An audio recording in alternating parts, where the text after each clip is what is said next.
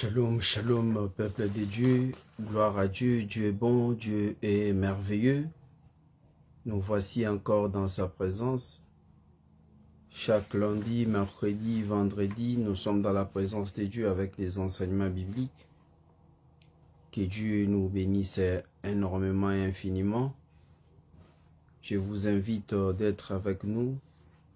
Je vous invite de partager ces précieux moments ensemble avec nous. Je vous invite d'être concentré pour que vous puissiez bénéficier quelque chose venant de la part de notre Seigneur Jésus. Voilà pourquoi nous allons commencer d'abord par prier pour recommander ces précieux moments dans la main de Dieu, afin que notre Dieu nous conduise et nous aide. Je vous invite ensemble à prier. Prions au nom puissant de notre Seigneur Jésus-Christ. Éternel Dieu très bon, toi qui es notre Père, nous voici encore dans ta présence ce soir pour te dire merci. Merci infiniment pour tout ce que tu as réalisé, matérialisé pour tout un chacun de nous. Tu nous as aimés, tu nous as protégés, tu nous as bénis. Tu as fait des choses énormément merveilleuses. Voilà pourquoi nous disons que tu es notre Père. Et nul n'est comparable à toi, car tu es le seul qui ne nous abandonne jamais, qui ne nous délaisse jamais. Dans toutes les circonstances ou dans tous les combats, tu es là pour nous justifier et combattre pour nous.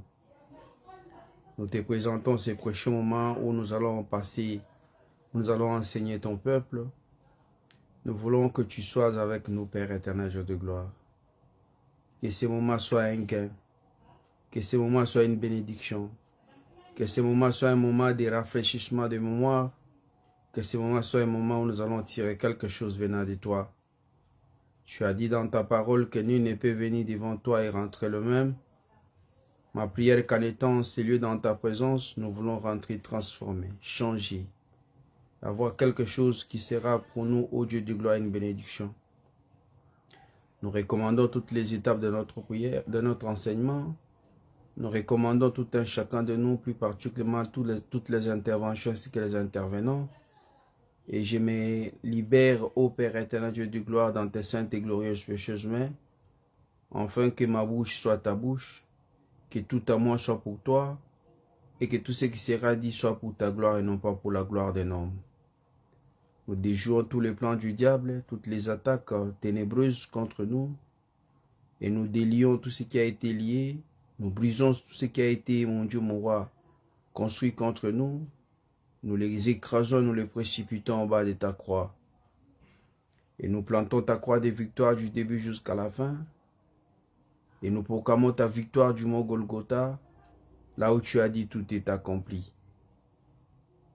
Et nous invitons ton esprit d'être le maître, de nous conduire et de faire de nous tout ce qu'il veut que nous soyons, car il est le seul qui sonde le cœur et les reins. Nous demandons ta sainte protection du début jusqu'à la fin. Dans le nom puissant de notre Seigneur Jésus-Christ, nous avons ainsi prié. Gloire et louange à toi, Seigneur Jésus-Christ. Gloire et louange à toi, Seigneur Jésus-Christ. Gloire à Dieu. Dieu est tellement bon, Dieu est tellement merveilleux. Nous sommes en train de parler sur la prière. Nous venons de finir la fois dernière toutes les formes de prière. Nous avons parlé des formes de prière. Nous avons énuméré toutes les formes de prière, les 7 formes de la prière. Nous avons parlé de la repentance. Nous avons parlé de la demande. Nous avons parlé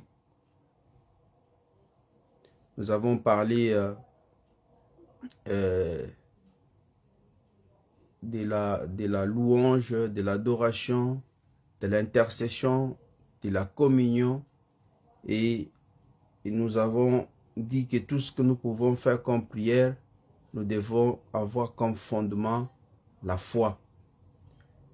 C'est la foi qui est le moyen par excellence pour que Dieu matérialise ce qu'il a, tout ce que nous avons demandé ou tout le prodige dans notre vie. Car il a dit dans sa parole, dans les livres d'Hébreux chapitre 11, verset 6, « Sans la foi, nul ne peut lui plaire. » Alors si nous n'avons pas la foi, tout ce que nous pouvons faire, ça sera vain et nul. Nous avons dit que la prière, c'est une communication avec Dieu. Et nous avons dit qu'il y a toutes les formes de prière que nous devons savoir. Et vous pouvez faire une prière seule. Vous commencez par toutes les étapes de la prière. Dans la prière, il faut adorer. Dans la prière, il faut louer. Dans la prière, il faut intercéder. Dans la prière, il faut se repentir. Dans la prière, il faut demander. Dans la prière, il faut faire une pétition. Tout ce que nous pouvons faire là, c'est ce qui fait partie de la prière. Ça fait la beauté de la prière. Et nous avons dit la prière pour nous chrétiens. Nous avons comme modèle notre Père. Et notre Père est subdivisé en formes ou en parties ou en étapes de prière que nous avons tous énumérées, qui sont les 7 formes de la prière ou 7 étapes de la prière.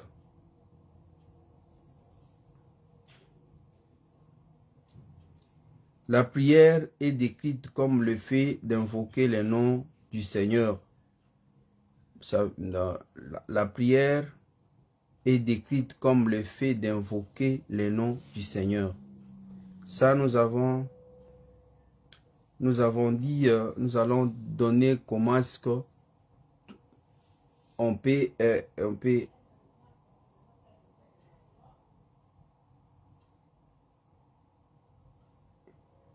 appeler les formes de prière. On peut dire prions. Ce sont des appellations ou les termes qu'on peut utiliser qui consistent à faire la prière. Par exemple,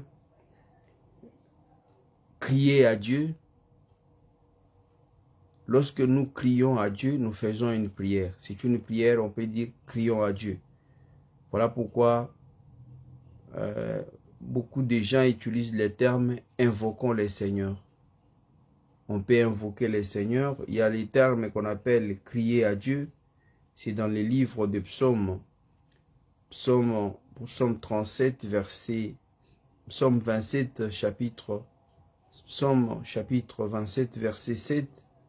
Et Psaume 34, verset 6. Là, on dit crions à Dieu.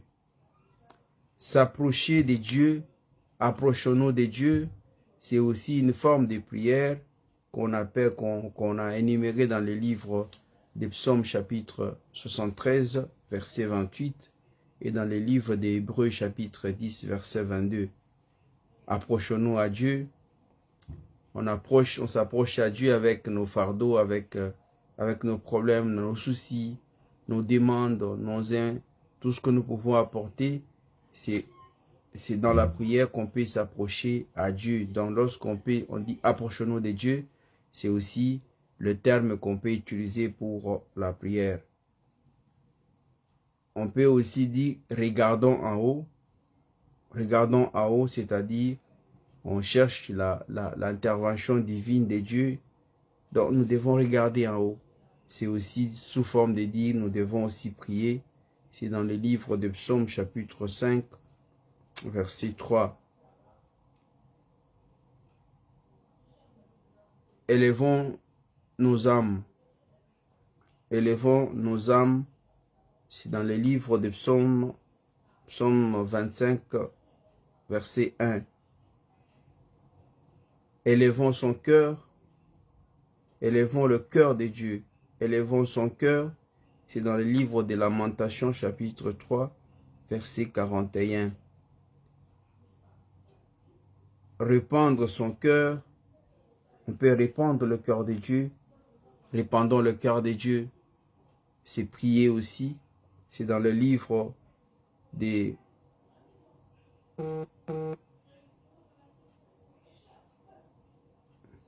C'est dans le livre des Psaumes chapitre 62 verset 8.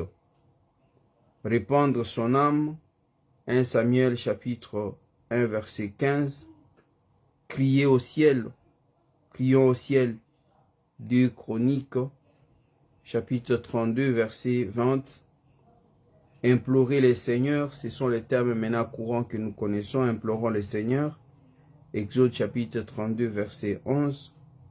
Cherchons la face de Dieu, cherchons Dieu. C'est dans le livre de Job chapitre 8 verset 5. Chercher la face du Seigneur, Psaume chapitre 27, verset 8. Faire des supplications, Job chapitre 8, verset 5. Et Jérémie chapitre 36, verset 7. Ici, nous allons dire que la prière, ce n'est pas seulement de parler à Dieu, mais elle implique aussi d'écouter Dieu. Nous avons dit dans la prière, c'est une conversation. Lorsque nous conversons avec Dieu, lorsque deux personnes conversent, c'est-à-dire il y a l'échange des paroles. Celui-ci parle, celui-ci aussi parle. Ce n'est pas seulement une personne qui parle et l'autre ne parle pas. Lorsque vous parlez seul, vous monologuez. La prière n'est pas une monologation. Dans la prière, on ne monologue pas, mais on parle à quelqu'un. Quelqu'un là nous écoute aussi. Il parle aussi. La prière n'est pas seulement de parler à Dieu, mais elle implique aussi d'écouter Dieu. La prière est une communication, est une conversation sens unique, ne dure pas. Lorsque vous priez, attendez-vous à ce que Dieu vous parle. Le plus souvent, il fera à travers sa parole écrite ou par une petite voix douce qui semble parler à votre cœur. Parfois, il vous donnera une vision ou renverra à votre esprit l'interprétation de la prière que vous avez faite dans votre langage des prières célestes. Ne vous précipitez pas juste dans la prière pour déverser toutes vos demandes devant Dieu et ensuite terminer votre prière. Laissez-lui le temps de vous parler. Il donnera des réponses à vos questions, une orientation pour le jour qui se déroule et de l'aide pour ordonner vos priorités. Parfois, il vous donnera un message spécial d'encouragement à partager avec quelqu'un pour qui vous intercédez. Ça, c'est ce que nous avons déjà dit au début, que dans la prière, nous devons aussi donner aussi le temps, prendre aussi le temps d'écouter Dieu. On ne doit pas seulement parler à Dieu seul ou se limiter seulement à lui parler. Chaque fois qu'on lui parle, on doit aussi prendre un temps pour l'écouter. Si souvent, lorsque vous dirigez la prière, vous faites la prière de repentance. Après la prière de repentance, vous invoquez le Saint-Esprit. Lorsqu'on parle d'invoquer le Saint-Esprit, il y a les gens qui disent qu'on n'invoque pas le Saint-Esprit parce que le Saint-Esprit est là.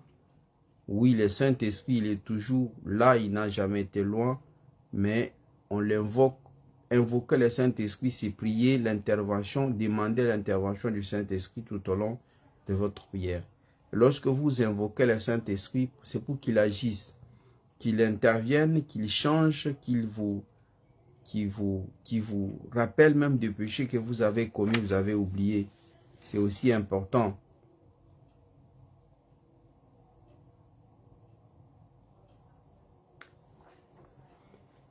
L'opposition de la prière. Vous pouvez utiliser n'importe quelle prière parce que il n'y a aucune posture qui est indiquée pour la prière. Vous pouvez prier en étant. Vous pouvez prier en étant debout. Si vous êtes debout, vous pouvez prier. Référence dans le livre de 1 Roi chapitre 8 verset 22 et dans le livre de Marc chapitre 11 verset 25. Prier en étant debout. On peut se prosterner. On se prosterne devant Dieu. C'est Psaume 95 verset 6. On peut être à genoux. On peut s'agenouiller. C'est 2 Chroniques chapitre 6 verset 13.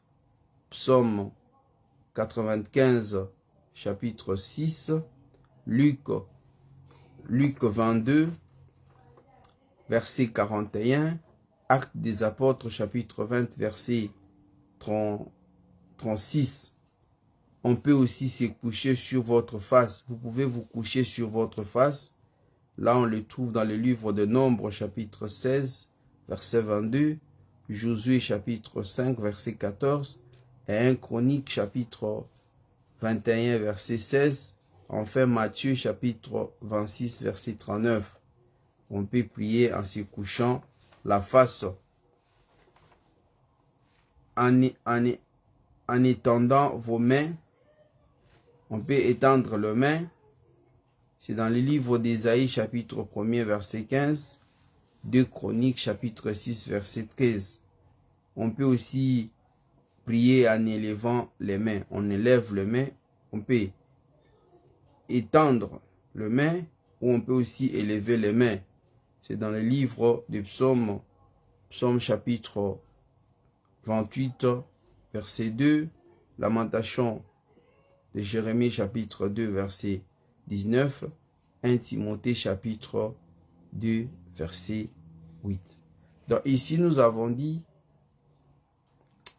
il y a des positions que vous pouvez prendre pour adorer Dieu, pour prier Dieu. Là où je suis formé, chez mon père spirituel, d'abord, lorsque nous voulons prier, quand on est ensemble, on doit être debout. La prière, nous la faisons toujours debout. Et lorsqu'on veut adorer, ou soit on reste debout, ou soit on s'agenouille. Souvent, lorsqu'on veut adorer Dieu, on s'agenouillait ou on restait debout. Mais toutes les prières qu'on pouvait faire, on ne pouvait jamais faire la prière en étant assis. Non. On était toujours debout ou on était à genoux. Mais il y a des prières où on peut vous recommander de mettre votre face à terre. Donc de vous coucher, d'élever les mains. On dit toujours souvent, élevons nos mains pour prier. On peut élever les mains.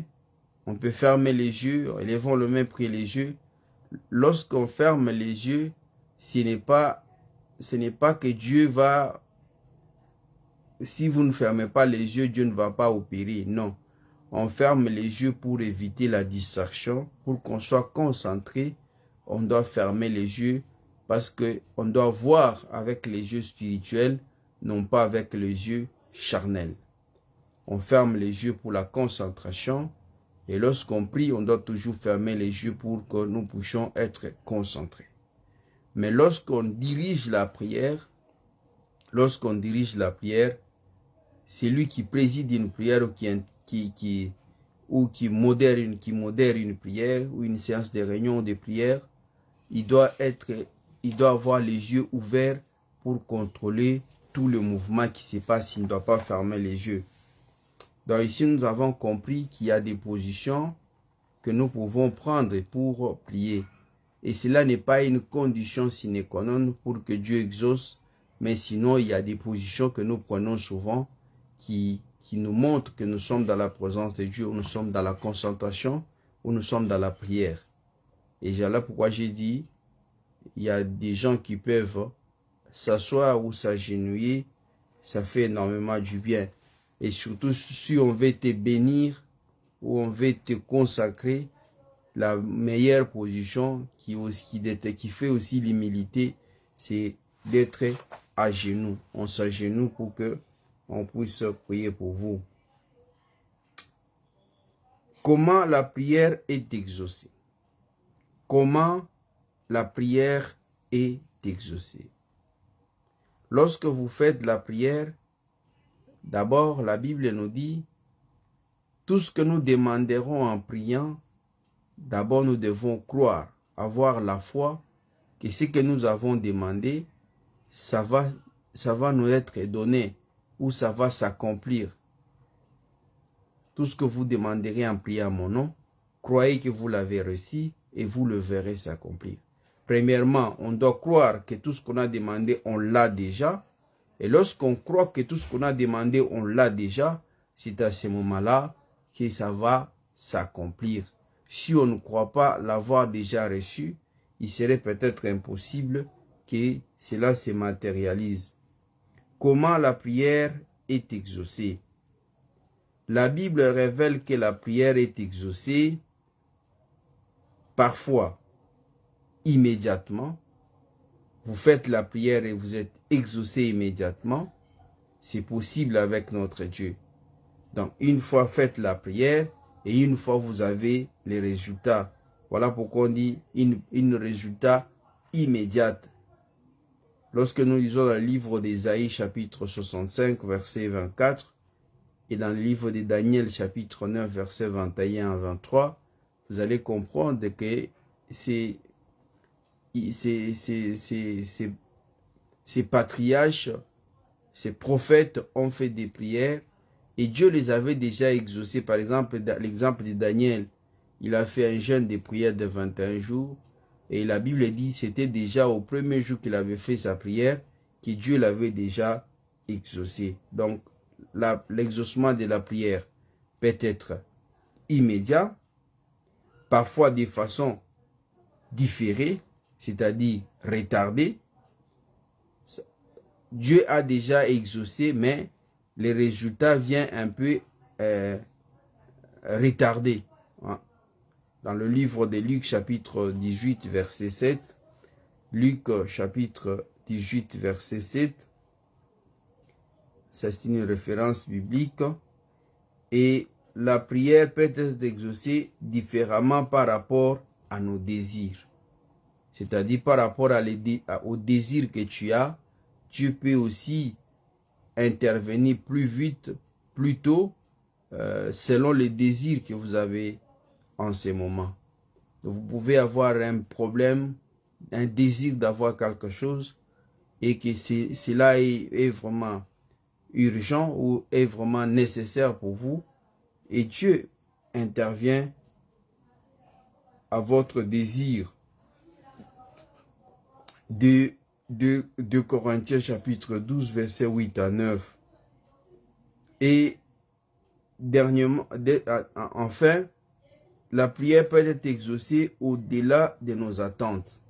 C'est-à-dire, vous attendez peut-être à trouver la réponse aujourd'hui ou demain, mais cela vient dans le temps de Dieu.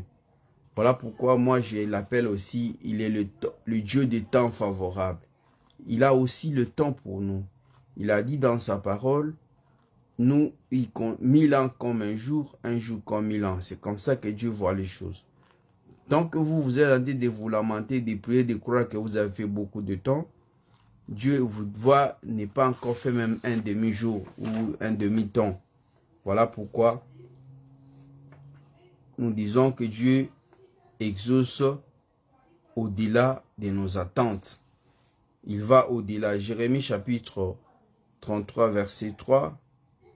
Et lorsque vous lisez Jérémie chapitre 33 verset 3, la Bible nous dit la réponse ou le résultat de Dieu est au futur.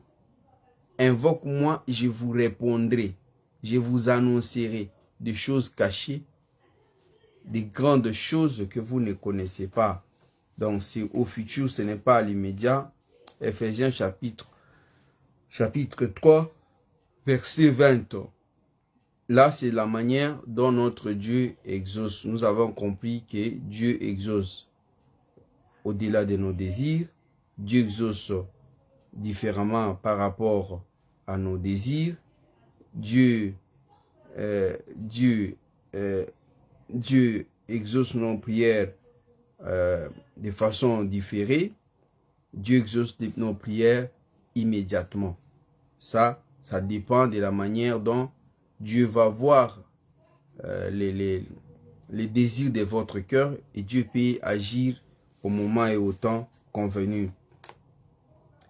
Et nous devons aussi savoir que en tant que chrétiens, nous avons comme modèle de prière et référence de quelqu'un qui fait la prière comme Jésus. Voilà pourquoi j'ai toujours aimé cette chanson qui dit « Je vais être comme Jésus ». Lorsque nous disons nous voulons être comme Jésus, nous devons savoir qui était Jésus, qu'est-ce que Jésus faisait. Donc, notre référence ou notre repère, c'est Jésus-Christ. Tout ce que nous pouvons faire, nous devons imiter notre modèle qui est Jésus-Christ. Un pasteur n'est pas un modèle pour l'homme, un prophète n'est pas un modèle pour l'homme, un bishop n'est pas un modèle pour l'homme, il est aussi comme toi. Mais lui, Dieu l'a fait quand même grâce de l'élever. Mais cela ne veut pas dire qu'en étant ce qu'il est, il a déjà une portion ou 50% du royaume des cieux. Non. Peut-être il peut même ne pas hériter le royaume des cieux. Toi qui étais sous les bancs, toi à qui il enseignait, tu entres au royaume des cieux. Dans le royaume des cieux, n'est pas une corruption d'avoir enseigné ou d'avoir un titre religieux. Non, c'est pas ça.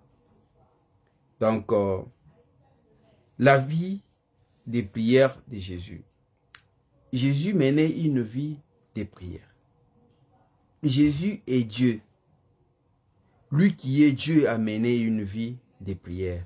Mais toi, tu es un homme, tu ne veux pas mener une vie de prière. Tu te donnes les justificatifs des raisons que le raison ignore et tu te dis tout ce que tu pouvais dire sans savoir que tu t'enfonces davantage. La prière doit être importante pour nous parce qu'elle est importante pour le Seigneur Jésus. Jésus est notre plus grand modèle dans le domaine de la prière, d'intercession. Étudiez chacune des références suivantes concernant la vie des prières de Jésus. Nous devons voir les différentes formes ou des différentes les prières différentes que Jésus a dû prier lorsqu'il était dans le besoin. Jésus fit de la prière une priorité. Jésus fait de la prière une priorité. La prière doit être prioritaire pour nous chrétiens. La prière doit être prioritaire pour nous, car Jésus priait à tout moment de la journée ou de la nuit. Jésus priait à tout moment de la journée et de la nuit. Souvenez-vous lorsque sa mission voulait s'éteindre à la fin, il y a même les gens qui sont venus le prier où Pierre a dit on pouvait construire 3 tentes. L'un pour Dieu, pour Jésus, l'un pour Élie, l'autre pour Moïse. Donc, c'était la nuit, nuitamment Jésus priait. Jésus priait la journée.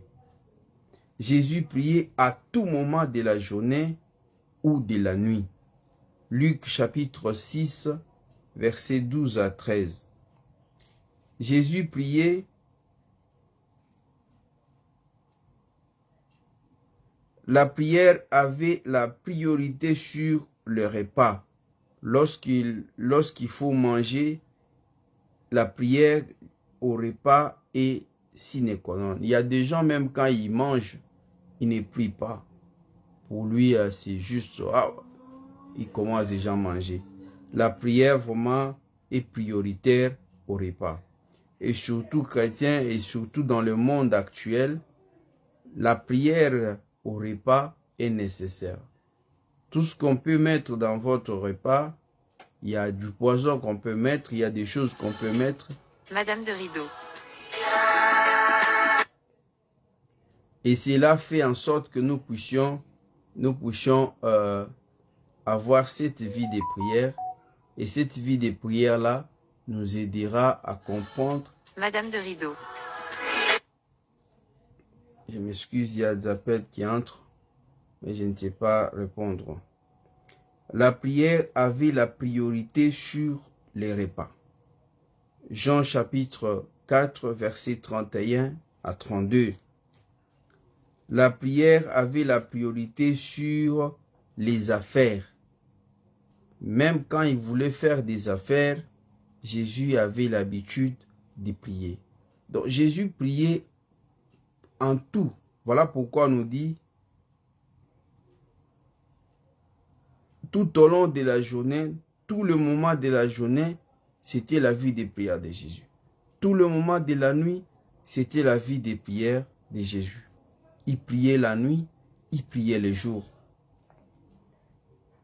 Lorsqu'il voulait faire les affaires, lorsqu'il a cherché à gagner, à commencer son ministère, il a commencé une vie de prière. Il a commencé par un jeûne de prière pour commencer son ministère. Lorsqu'il voulait choisir les disciples, tout ce que Jésus pouvait faire, il le faisait après qu'il ait prié pour ça.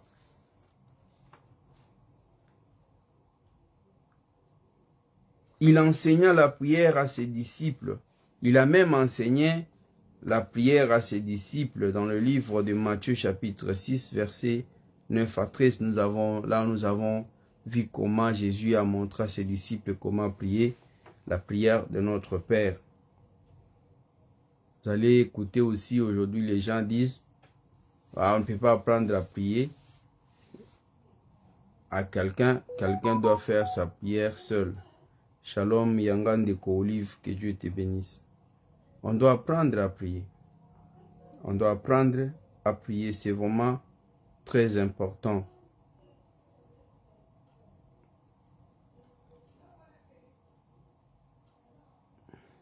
La prière accompagne tout événement important dans sa vie. La prière accompagnait tout événement important dans la vie de Jésus. La prière doit accompagner tout événement important dans ta vie. Tout ce que tu fais dans ta vie qui sont importants, tu dois avoir une vie de prière. Tu dois avoir prié pour ça. Voilà pourquoi nous disons que la prière est une arme puissante pour les chrétiens, en fait de les rendre forts, en fait de les rendre résistibles, en fait de les rendre capables. Voilà pourquoi j'ai toujours dit, un chrétien qui n'a pas une vie de prière, c'est pas un chrétien. Parce qu'un chrétien, c'est comme un soldat qui est au front. Il est toujours prêt pour le combat. Il n'a jamais été dans la distraction ou distrait. Pourquoi? Parce qu'il ne sait à quand l'ennemi peut l'attaquer. Et connaissant que l'ennemi est toujours prêt pour nous attaquer, on doit toujours être prêt pour le combattre. Comment être prêt? C'est dans la prière, dans la vie de la sanctification, pour ne pas donner l'occasion au diable. Parce que lorsque nous avons étudié sur les péchés, nous avons dit que le péché, c'est ce qui donne l'accès au diable d'avoir part dans notre vie. Si vous vivez dans la sanctification, vous vivez dans la crainte de Dieu, la crainte du péché, il serait impossible que Satan puisse avoir le dessus sur vous, ou puisse vous attaquer, ou puisse vous vaincre. Pourquoi? Parce qu'en vous, il n'y a rien qui peut lui donner l'occasion d'avoir l'accès dans votre vie. Il suffit seulement que vous péchez et vous lui donnez l'accès dans votre vie.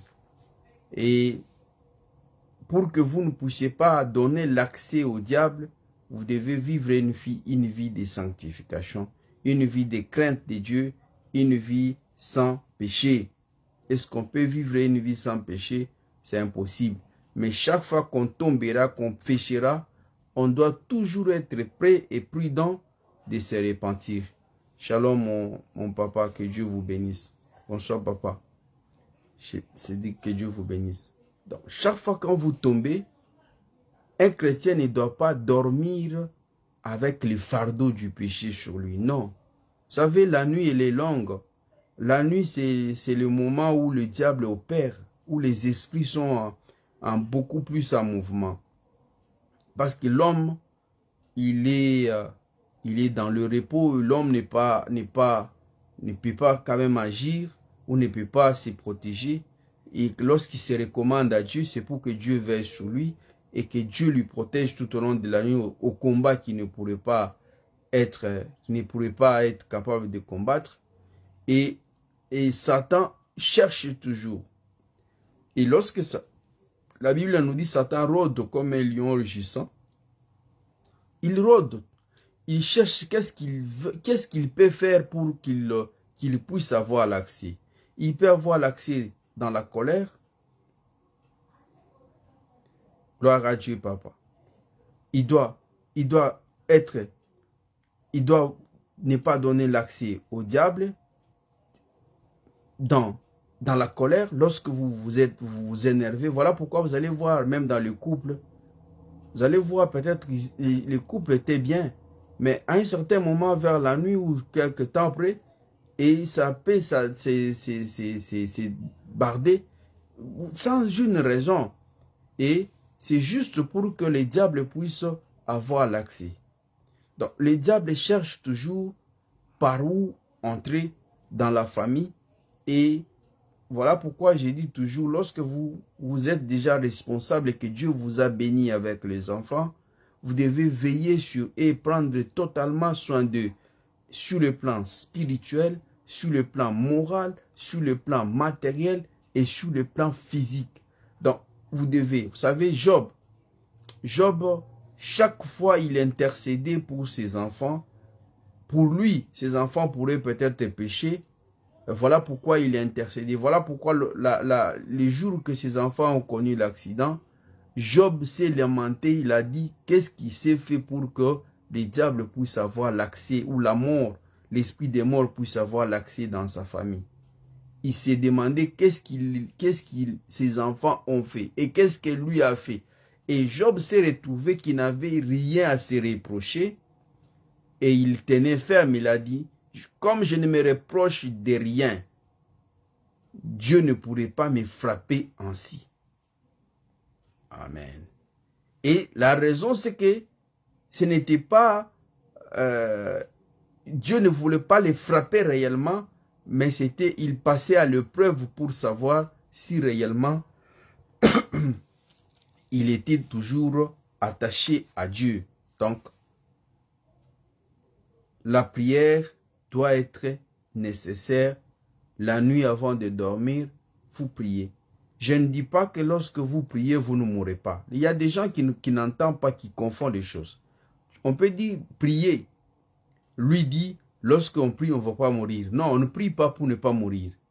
Mais je t'assure, il y a la mort de Dieu et la mort des hommes. Lorsque les hommes chercheront à t'éliminer ou à te donner la mort, ils ne réussiront jamais. Voilà pourquoi nous prions. Nous pouvons prier contre la mort des hommes, mais nous ne prierons jamais contre la mort de Dieu. Parce que lorsque Dieu décide, on peut se liguer au temps des pasteurs, on peut faire tout ce qu'on pouvait faire, tu mourras. Pourquoi? Parce que cela est la volonté de Dieu. Dieu sait pourquoi il t'évacue ou il te récupère. Mais un homme n'a pas le pouvoir sur toi. Un sorcier n'a pas le pouvoir sur toi. Même le poison n'a pas le pouvoir sur toi. Souvenez-vous, dans la Bible, il est dit, voici les miracles qui accompagneront ceux qui auront cru à mon nom. Ils prendront quelques breuvages mortels et cela ne leur fera rien. Un homme de Dieu ou un enfant de Dieu, lorsqu'il prend le poison, ça sera comme la vitamine. Ça sera comme de l'eau seulement. Ça sera comme la nourriture seulement. Voire même la personne qui l'a empoisonné, c'est celui-là qui va se culpabiliser ou va être mal à l'aise. Pourquoi? Parce que il faut qu'il finisse par témoigner. Des fois, on peut témoigner de t'avoir empoisonné, mais toi, tu ne savais rien. La Bible ne dit pas que tu vas d'abord faire la diarrhée, tu dois vomir, on va t'amener à l'hôpital, on va te guérir. Lorsque tu arrives à ces étapes-là de t'amener à l'hôpital, quelque part, tu avais ouvert la porte au diable. Voilà pourquoi on t'a bougé. Sinon, on ne te bougera jamais. Ça, c'est la parole de Dieu. Je ne le dis pas parce que moi, je le vais, mais je le dis conformément à la parole de Dieu. Si un homme de Dieu est empoisonné, il meurt, quelque part, il avait ouvert la porte au diable. C'est un homme. Il a ouvert la porte au diable. Toutes les références que tu peux chercher à me donner, moi je te dis seulement que la Bible elle est claire. Voici les miracles qui accompagneront ceux qui auront cru à mon nom. Ils prendront quelques breuvages mortels. La Bible dit, il va d'abord faire la diarrhée. Il va commencer à vomir. Non, la Bible dit, cela ne lui fera rien. Ça c'est la parole de Dieu. La prière accompagne tout événement important dans la vie de l'homme. tout ce que tu veux commencer à faire dans la vie. Voilà pourquoi moi j'avais dit aux gens, lorsque tu entends quelqu'un te dire, vous exagérez avec la prière, tout vous seulement Dieu, c'est un ennemi. C'est quelqu'un peut-être qui te cherche spirituellement, il t'échoue, parce que les sorciers sont courageux. Il peut te chercher, lorsqu'il voit que c'est la prière qui l'empêche, ou ta réussite vient de la prière, il viendra physiquement te dire des choses peut-être que tu n'auras pas les discernements de comprendre que c'est parce qu'il ne t'a pas su, il ne t'a pas réussi. Voilà pourquoi il vient physiquement. Amen. Le diable a commencé à combattre Jésus spirituellement. Et lorsqu'il a échoué spirituellement, il a attaqué physiquement. Et lorsque le diable vient, il ne vient pas te dire que non, il faut insulter Dieu, il faut faire. Il te dit, il te parle de la parole de Dieu. Il est écrit. Toi aussi, dis-lui, il est écrit aussi. Voilà pourquoi il faut avoir l'habitude de lire la Bible. Parce que si tu lis toujours la Bible, tu auras les arguments d'intervenir. Et si tu as une vie de prière, la Bible nous dit, à l'heure même, si tu es un enfant de Dieu et que tu as une vie de l'esprit, une vie de prière, chaque fois que quelqu'un peut te poser une situation ou quelqu'un peut te dire une situation, la Bible nous dit, à l'heure même, l'Esprit te donnera quoi dire.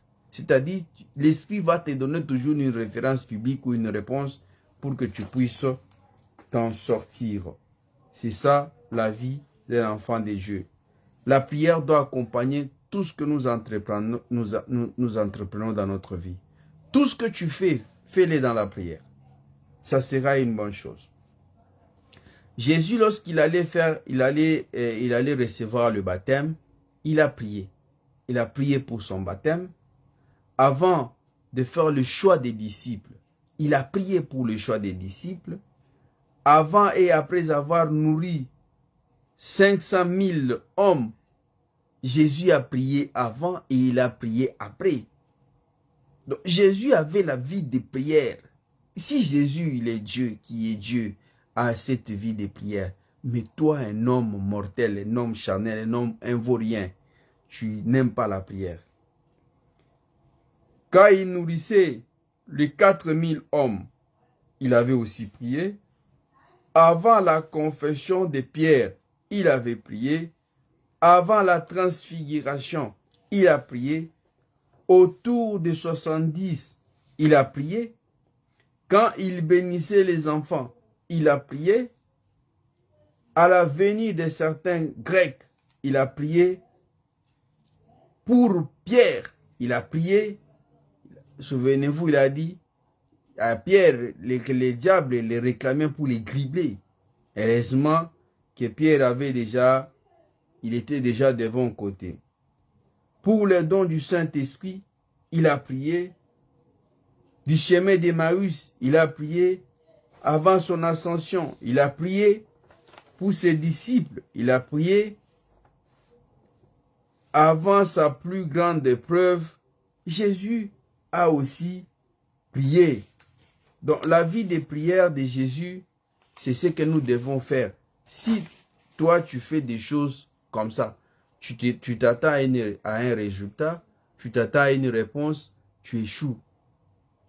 Un enfant de Dieu doit prier. J'ai dit toujours, prier ne veut pas dire croiser les bras, attendre, non. Il y a des choses que tu peux prier, attendre. Il y a des choses que tu vas prier et chercher ou faire. Par exemple, lorsque tu veux voyager, lorsque tu veux te marier, lorsque tu veux travailler, prie pour le travail, écrivez et faites ce que l'administration demande, ou les disques, les CV, déposer, les postuler, demander. Et le fait que tu as prié, croyez que tu vas travailler. Parce que la Bible elle est claire. La Bible dit, celui qui ne travaille pas ne mange pas. Dieu est pour le travail. Dieu n'est pas pour le fainéant. Voilà pourquoi je dis toujours aux gens, lorsque tu entends quelqu'un te dire, les pasteurs, ils gardent, souvent on le dit toujours à qui, hein?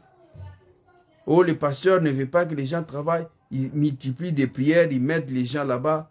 Au lieu de laisser les gens aller travailler, ils sont là toujours, prier, prier, prier. Non, mon frère, tu dis des choses sentimentalement, tu ne raisonnes pas et tu ne comprends pas. Il n'y a aucun pasteur qui peut souhaiter avoir une église remplie de chômeurs. Non. Je ne l'ai jamais vu. Peut-être toi, dans ta folie, tu crois qu'il peut exister. Il n'existe pas. Parce que le but ou le souhait d'un pasteur, c'est pour que ses membres, s'il fallait même rafaler tous les postes du travail, les pasteurs souhaitent que ce soit ses enfants. Donc le pasteur a beaucoup d'approbablement le souci que ses enfants aillent du travail, aient des postes de responsabilité, parce qu'il sait que lorsqu'il y a, dans mon église, il y a les gens qui travaillent, l'église va fonctionner bien. Tout pasteur veut que son église fonctionne normalement et l'église ne fonctionne pas avec l'argent d'un individu ou d'un frère ou d'une sœur ou du pasteur. L'argent fonctionne avec les contributions, avec les offrandes. Et plus les gens travaillent, plus ils donneront les offrandes, plus l'église va ne pas avoir beaucoup de problèmes. Et l'autre qui te dit souvent, parce que tu raisonnes ainsi, parce que tu vois les gens en train de prier, tu te dis, c'est ce que les pasteurs veulent, tu te trompes. Tu te trompes. Mais on a la foi, parce que quand vous venez à l'église, c'est le seul lieu ou endroit où on peut se ressourcer de l'espoir et de la confiance de gagner encore la vie. Parce que c'est dans l'église où on nous dit, tant que vous vivez, il y a encore de l'espoir. Je peux échouer aujourd'hui, je pars à l'église me dit, tant que tu vis, il y a encore de l'espoir. Un jour, ça va changer. L'église nous nourrit d'abord de l'espoir, de cette confiance que c'est possible. C'est ça le rôle de l'église. L'église n'est pas là pour décevoir ou décourager les gens. L'église est là pour motiver les gens, les faire voir que c'est encore possible. Comme notre papa Alain Molot avait chanté, c'est encore possible. Tant que tu vis, ne baisse jamais les bras. Cherchez partout. Priez encore. Cherchez, demandez encore, fouillez. La Bible dit, demandez, vous sera donné. Cherchez, vous trouverez. Frappez, l'on vous ouvrira. C'est les éléments clés de la prière. Nous avons fini par là ce soir. Nous avons consommé nos 45 minutes chaque lundi, mardi, chaque lundi, mercredi, vendredi, 21h pile à 21h45. Merci infiniment, Dieu du gloire. C'est avec joie que nous sommes arrivés à la fin de notre enseignement biblique. Et nous prions ta triomphante main afin de nous accompagner en tout et pour tout. Et nous nous réfugions dans tes saintes mains, Père éternel, Dieu de gloire. Tu as dit dans ta parole que ce que tu détiens dans tes mains, personne ne peut les ravir. Laisse que ton sang inonde nos cœurs, nos corps, nos âmes, nos esprits, nos intentions, nos réactions. Et nous les levons tout autour de nous comme des boucliers, là aucune flèche ne peut percer. Dans les noms puissants de notre Seigneur Jésus-Christ, nous avons ainsi prié. Amen. Gloire à Dieu, nous avons fini pour Allah ce soir. Et nous prenons rendez-vous pour lundi comme d'habitude. Que Dieu nous bénisse. Bon week-end à tous. Si Dieu nous prête vie, nous nous reverrons le lundi.